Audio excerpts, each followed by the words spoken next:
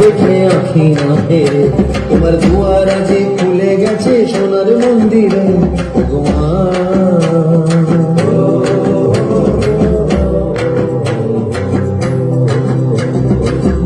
হিন্দু যারা আছেন আপনাদের প্রতি আদাব শুভেচ্ছা রইল। আমি পূজা টুজাতে ফিজিক্যাল অ্যাটেন্ড করবো না, এটা জানি। আমি যখন হুজুর মানুষ, কথা বুঝে এসেছি। আমি হিন্দু মুসলমান ভেদাভেদের কোনো সুযোগ পাইও নাই, আর আমি চাই যে আমি কোনোদিন যাতে এই ভেদাভেদ থেকে আমি মুক্ত থাকতে পারি।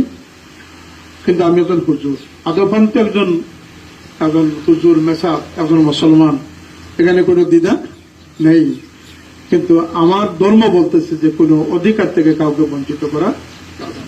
প্রতিবেশী হলে তার কোনো ধর্মীয় পরিচয় নাই, মজলুম হলে তার কোনো ধর্মীয় পরিচয় নাই, জালিম হলে তারও কোনো ধর্মীয় পরিচয় নাই। সুতরাং ধর্মের ঊর্ধ্বে কিছু নির্দেশনা আমাদের রয়েছে।